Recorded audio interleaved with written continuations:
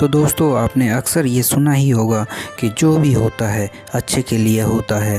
पहले बड़े बुज़ुर्ग यही बोला करते थे कि जो भी होता है अच्छे के लिए होता है। तो हम आपके लिए यही कहानी लेकर आए हैं। तो अगर आप मेरे चैनल पर नए हैं तो प्लीज़ सब्सक्राइब कर लीजिए। तो बढ़ते हैं कहानी की ओर।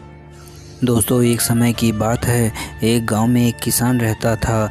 उसके पास खेती करने के लिए ढेर सारी ज़मीन होती है, लेकिन फिर भी वो काफ़ी सामान्य और गरीब वाला जीवन जीता है।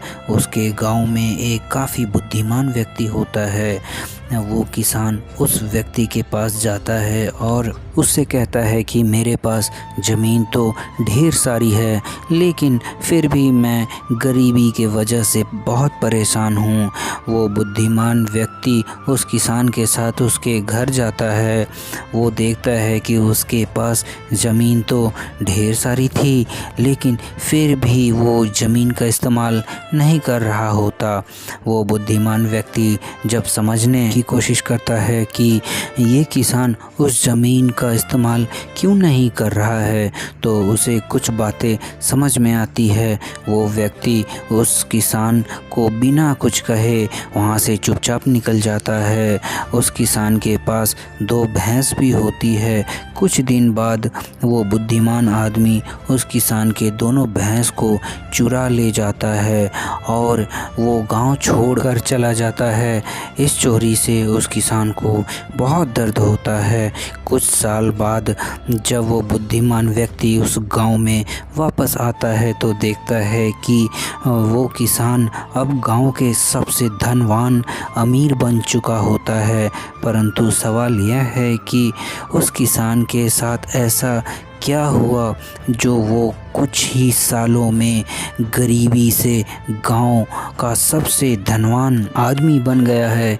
दोस्तों उस किसान के पास ढेर सारी ज़मीन थी और साथ ही 2 भैंसें भी थी, और उन 2 भैंसों की वजह से उनका गुजारा हो जा रहा था। यानी वो भैंस का दूध बेचकर वो अपना घर चलाता था।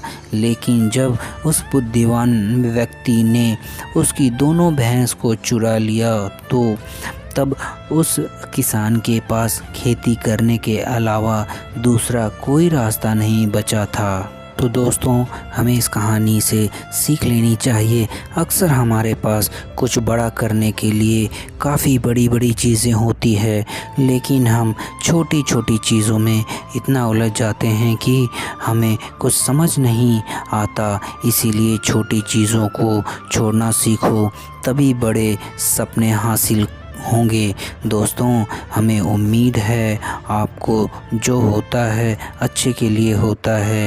ये कहानी आपको बहुत अच्छी लगी होगी। अगर ये कहानी आपको अच्छी लगी तो अपने दोस्तों अपने परिवारों में शेयर कीजिए, लाइक कीजिए और कमेंट कीजिए। और मेरे नए चैनल पे नए हैं तो प्लीज़ मेरे चैनल को सब्सक्राइब कर लीजिए।